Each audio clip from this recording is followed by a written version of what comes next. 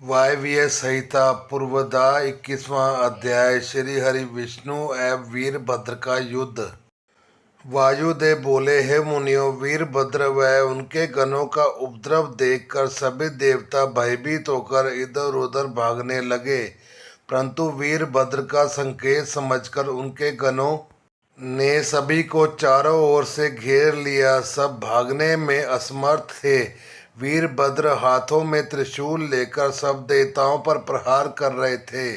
वीरभद्र ने सरस्वती की नासिका, अदिति का हाथ, अग्नि की बाहु, भगदेव की आंखें, पूषा के दांत तोड़कर घायल कर दिया। इस प्रकार का दृश्य देखकर सभी भयभीत थे। दक्ष ने श्री हरि विष्णु से यज्ञ की रक्षा करने की प्रार्थना की। तब भगवान विष्णु वीरभद्र के साथ युद्ध करने के लिए आगे आए। तभी वीरभद्र के सामने एक दिव्य रथ आ गया। उसी समय शंख बजने लगे। युद्ध का आरंभ होने पर सब देवता और ऋषिगण वहां वीरभद्र और श्री हरि विष्णु का युद्ध देखने लगे। श्री हरि ने शांग धनुष पर बाण चढ़ाकर वीरभद्र पर प्रहार किया, तो वीरभद्र ने भी अपने धनुष पर टंकार की। दोनों ओर से भयानक बाण वर्षा होने लगी। वीरभद्र द्वारा चलाए गए एक भयानक तीर से श्री हरि विष्णु को मूर्छित कर दिया। वे पृथ्वी पर गिर पड़े। कुछ देर पश्चात होश में आने पर वे पुनः युद्ध करने लगे। वीरभद्र ने विष्णु जी के सभी वारों को बेकार कर दिया। फिर विष्णु जी एवं उनके वाहन गरुड़ को भी घायल कर दिया।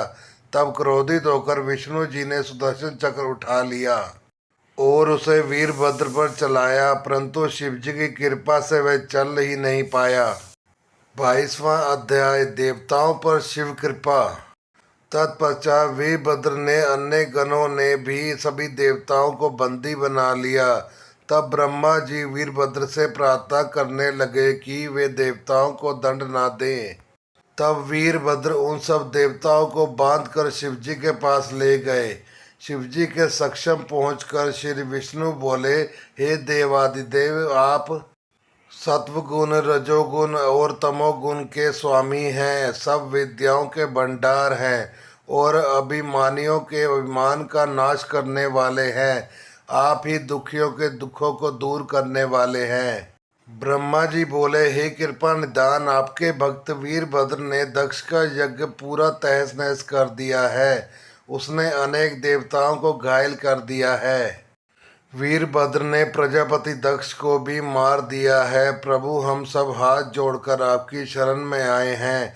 हम सर कृपा करें, हमारे दुखों को दूर करें, हमारे अपराध को कृपा करके क्षमा करिए।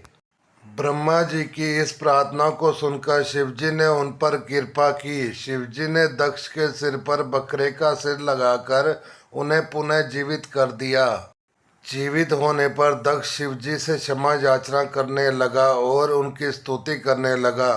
तत्पश्चात त्रिलोकीनाथ शिव की कृपा से सभी देवताओं के सारे घाव सही हो गए और जो देवगण मर गए थे वे पुनः जीवित हो गए। सब देवता सर्वेश्वर शिव की महिमा का गान करते हुए वापस लौट गए।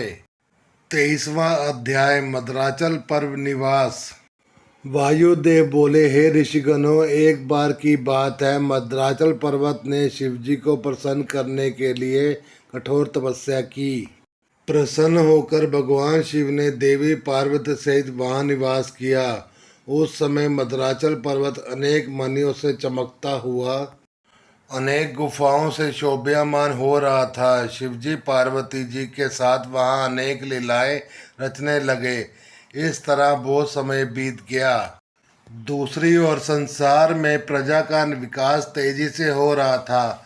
उसी समय शुंभ और निशुंभ नाम के दो दानवों ने ब्रह्मा जी की कठोर तपस्या करके उनसे अवैध रहने का वर मांग लिया था। ब्रह्मा जी ने वर देते हुए कहा कि यदि तुम जगदम्बा के अंश से उत्पन्न कन्या को पाने की अभिलाषा करोगे तो निश्चय तुम्हारा विनाश हो जाएगा। तब उन्हें वर देकर ब्रह्मा जी अंतर्ध्यान हो गए। वरदान पाकर शुंभ निशुंभ बलवान होने के साथ साथ अभिमानी भी हो गए थे। उन्होंने देवताओं पर आक्रमण करके देवताओं को हरा दिया और इंद्र के स्वर्गासन पर अपना कब्जा कर लिया। दोनों ने धर्म का नाश करना शुरू कर दिया। पूरा संसार उनके अत्याचारों से दुखी हो रहा था। सब देवता दुखी होकर भगवान शिव की शरण में गए। तब शिव जी ने उन्हें आश्वासन देकर भेज दिया। इस कार्य को करने के लिए देवी पार्वती को क्रुद्ध करना आवश्यक था। इसलिए शिव जी ने स्त्रियों की बुराई करनी शुरू कर दी। तब क्रोधित होकर देवी बोली, हे स्वामी, आपको मेरा सांवला रंग नहीं सुहाता है, इसलिए आप ऐसी बातें कर रहे हैं। अब मैं जा रही हूँ और ब्रह्मा जी की तपस्या करूँगी। यह कहकर क्रोधित देवी पार्वती वहाँ से चली गई। 24वां अध्याय कालिका उत्पत्ति। वायुदेव जी बोले, इस प्रकार क्रोधित होकर देवी वहाँ से चली गई। फिर वे अपने माता पिता से मिलने के लिए हिमालय पहुँची और फिर उनका आशीर्वाद लेकर तपस्या करने के लिए चली गई। परम दिव्य और मनोरम स्थान देखकर वे तपस्या में बैठ गई। वे प्रतिदिन स्नान करके धूप दीप आदि से पूजन करती और मन में ब्रह्मा जी का स्मरण करते हुए उनकी आराधना करनी आरंभ कर दी। एक दिन भगवती तपस्या में लीन थी। उसी समय एक उग्र सिंह वहां आ गया, परंतु देवी के तेज के प्रभाव से वह आगे न बढ़ सका। वह दिन रात मूर्ति बनकर वहीं देवी के सामने खड़ा रहा। उसे देखकर देवी ने सोचा कि यज्ञ सिंह हिंसक जानवरों से मेरी रक्षा करने के लिए यहाँ खड़ा है। देवी की कृपा दृष्टि से वह सिंह पापों से मुक्त हो गया और देवी की सेवा करने लग गया। दूसरी ओर सभी देवताओं को दैत्यों द्वारा किए जा रहे उपद्रवों से बहुत दुखी थे। बहुत दुखी होकर वे सभी ब्रह्मा जी की शरण में गए और उन्हें अपना दुखड़ा सुनाया। देवताओं का सहायता का आश्वासन देकर ब्रह्मा देवी जी के सक्षम पहुँचे। देवी कठोर तपस्या में लीन थी। ब्रह्मा जी को इस प्रकार सामने पाकर देवी ने प्रणाम किया। तब ब्रह्मा जी बोले, हे भगवती, आप तो सबका कल्याण करने वाली तथा सभी तपस्याओं का फल देने वाली हैं।